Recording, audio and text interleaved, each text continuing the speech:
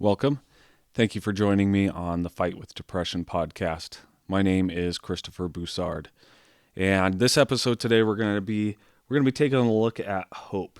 In my podcast episode on perseverance, I speak about hope a lot and in different ways, but I don't elaborate on that necessarily, or not even. And I'm going to be completely honest with you guys.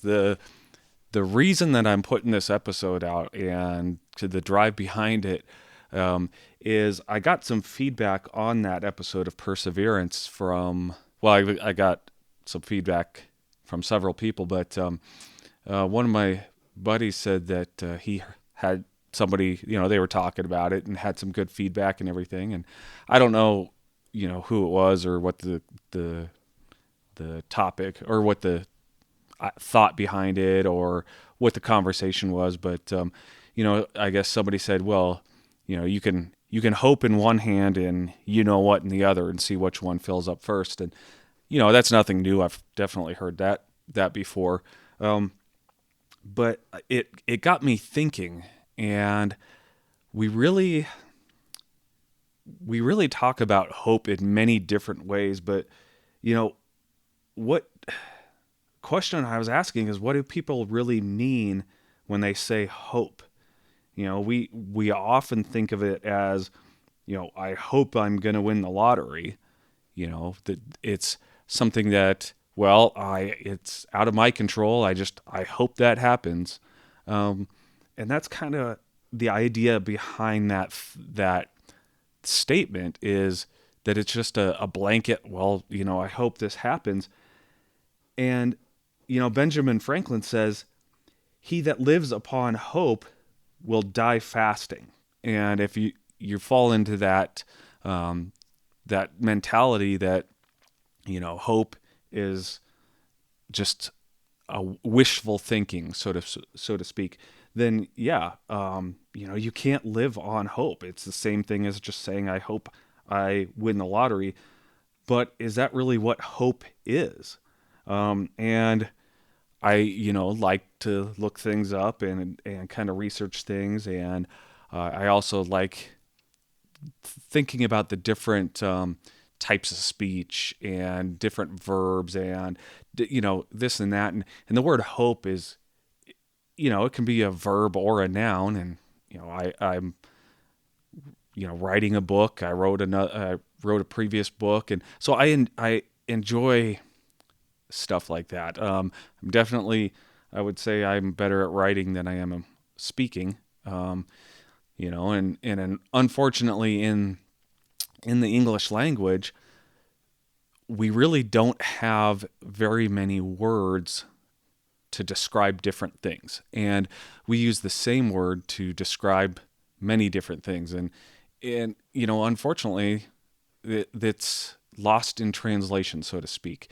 This is good for me because, like I said, I'm not that great with words sometimes. So if I can't find the right word, wouldn't imagine what it would be like if we added more words to our vocabulary. But it's the same thing with hope as it is, if you talk about love. And I say that I love my wife, and I also say that I love my children, but I don't love my wife in the same way that I love my children. I can also say I love cheesecake. That doesn't mean that I love cheesecake the same way that I love my wife or that I love my children. And the same is with hope. And we're going to be looking at that. Is Benjamin Franklin right, or is he in the right? Is he in the wrong mindset? And we're going to look into that. Like I said, I like kind of researching everything. And if you look, there's, like I said, hope is a verb or a noun. You can look at it as the intransitive verb, which is to cherish a desire with anticipation, or to want something to happen or to be true. And that's the case of, I hope I win the lottery. And if that's true, then sure, Benjamin Franklin is right. And Henry Rollins says that hope is the last thing a person does before they are defeated. Well, crap. I don't want to be defeated. So does that mean that I should live without hope? And if that is true, then I suppose we are all defeated, or at least at some point in our lives. But look at what Desmond Tutu says. He says hope is being able to see that there is light despite all of the darkness.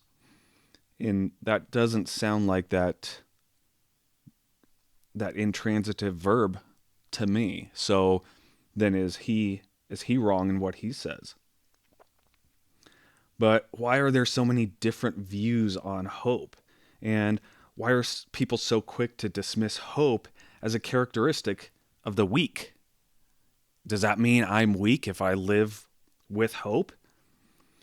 But of course, like I said, I'm going to be looking at different variations. But if we look at the transitive verb, it means to desire with expectation of obtainment or fulfillment, or to expect with confidence.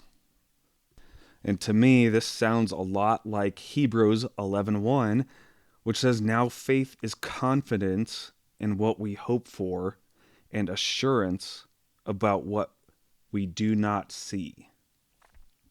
This also sounds to me like if we're going to use the word hope as a noun, which means a desire accompanied by expectation of a belief in fulfillment, or expectation of fulfillment or success. Well, that doesn't seem like a blind hope to me if we're expecting fulfillment or success. That sounds more like confidence to me. And in fact, the other meaning of the word hope in noun form is to expect with confidence. So that is not, by definition, a blind hope, a hope that I'm going to win the lottery. If I have hope in the fact that I'm going to win the lottery, that's with confidence. And if you're going to use it as that, then that's not really hope. That's delusion. But if we're going to look at hope as an expectation of success, then let's look at Romans. It says, "But hope that is seen is no hope at all. Who hopes for what they already have? But if we hope for what we do not yet have, we wait for it patiently." And the word "yet," but if we hope for what we do not yet have, the word "yet" sounds like there is confidence that we will receive what we hope for. So what this is really saying is that if someone says they are going to do something, then at best, they're just hoping to do it. If you say that, "Well, I'm going to work tomorrow," then that's just simply your plan. You can't say that you are going to work because you don't know for sure. You don't know for certain what's going to happen. If you're going to get in a car accident or you're going to get sick, you don't know for sure that you are going to work tomorrow, but you are hoping to go to work tomorrow. Well, or I guess in some people's cases, that's not really a hope that they're going to go to work, but you can fill that in with something else. I hope I'm going to get ice cream, or I hope I'm going to get pizza, whatever it is. But we make a plan and we hope to fulfill it. But nobody can say for sure that their plans are going to succeed. We just make sure that we set ourselves up for success. So hope is not only passive, it's also active, and we must treat it as such. So we're going to be looking at the active and passive. Just going to go quickly into the transitive, intransitive verbs. If it's if it's intransitive, it does not require an object. It's just a blind I hope. So you can say, well, I hope, then there's no object that has to be tied to that. But if you say, I hope you are feeling well, then there is an object to that. So that's what I mean by that. But I'm going to look more not in the specific types of verbs and nouns and everything, but we're going to look at passive and active and what I mean by that. So hope does not mean that you just sit around and wait for things to happen. You have to act toward what we hope for. The I hope I win the lottery doesn't happen if you don't buy a lottery ticket. When I drive somewhere and I'm hoping to make it to my destination, it doesn't mean that I sit in my car and that I hope it gets me there. I wouldn't make it very far.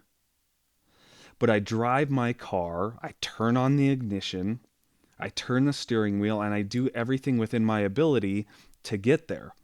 I drive in traffic. I stop at red lights. I stop when the car in front of me is stopping. I drive the speed limit, or a little under or over, depending on who you are. But I'm doing something. I'm doing what is in my ability to get there. And many things are not in my control. There's a lot that I don't have control over. And this is where my hope comes from, where I'm hoping that I'm going to make it to work, or I'm hoping I'm going to make it to get ice cream. I don't know for sure that I'm going to get there because there's a lot of things that happen between now and then. So we're gonna look at the active and passive here and what I'm talking about.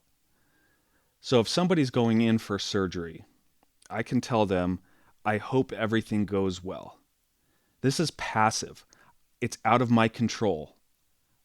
I don't have any effect on the outcome, but it does not mean that I'm defeated. If I say that I hope your surgery goes well, I am not defeated.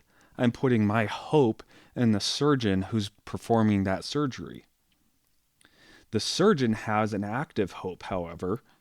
They have years of training and experience and education that give them hope that the surgery is going to go well. That is where they put their hope, and they have done something about it.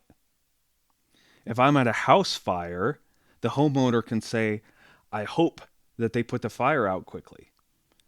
This is passive. It does not mean that they're defeated. We could look at it that way, but they are not defeated standing out there putting their hope in us to put the fire out for them. If they don't do anything about it, does that mean that they are defeated? If they don't get in there and help, that's just irresponsible if they do. But they are putting their hope in us to put the fire out quickly. However, I can say, I hope we put the fire out quickly. Notice I say quickly and not, I hope we put the fire out. I know that the fire is eventually going to go out. It has to run out of fuel or heat or oxygen, and it's eventually going to go out. But I'm hoping that it goes out quickly. I'm doing everything in my power and my training and experience to put that fire out quickly. I don't know for sure that's going to happen, because what if the fire is somewhere I can't see? What if it's gotten into the attic and it's now going over my head and it's burning through the roof? I can't see that. We can get into incident command, all that stuff for you firefighters who are listening. But if that's burning through the roof, I have hope in the people outside, in the incident commander, to say, hey, you guys need to get out because we need to, we've got fire burning through the attic, through the roof and everything. But I'm putting my hope that I, as the crew inside, or if I'm outside, whatever I'm doing, my hope is in my training and experience and knowledge that I'm going to use what I have to put that fire out quickly. That is an active hope. And I can say that I have hope that I will put out a fire quickly without being defeated. I hope that if we get a fire, that everything is going to go well because of our training. That's not saying that we're defeated before we even start. That's putting hope in my crew and faith and trust in the crews to do their job properly. That's not defeat. That is hope. And Jim Henson says, my hope still is to leave the world a bit better than when I got here. That does not sound like defeat to me. So does that mean that Benjamin Franklin and Henry Rollins are wrong? No. But they just have a narrow understanding of what hope really is and what it means to have hope. We're looking at active versus passive hope. And when I speak about hope, I generally speak of an active hope. I do have passive hope in things that I have no control over. But if I have an active hope, I do something about it. I have hope that this podcast will reach people. It's a passive hope to the people I have no idea are listening, but it's an active hope that I am doing what I can to put a podcast out there that people will enjoy and people will find inspirational and educational, and that they can find hope in. So I hope, an active hope, that you have a better understanding of what hope is. And I hope, a passive hope, that you have a good day, a good week, a good year. I have no control over that. I cannot go and be a part of your life and make sure that you are having a good year. But if you have any questions or comments or anything, I hope that you'll reach out to me. So as always, go to thefightwithdepression.com or check us out on Facebook at The Fight with Depression, and let us know if there's anything else you'd like to hear. Or to check out the podcast polls and let us know your opinion. If there's anything you'd like to hear in the future or any ideas or anything, let us know. Go to thefightwithdepression.com. As of today, just a reminder, I am still doing book donations or donations from my proceeds to a couple different organizations. One is Revital Colorado. The other is Faithfully Canine Service Dogs. So go check them out or go to thefightwithdepression.com and check it out that way. And until next time, God bless.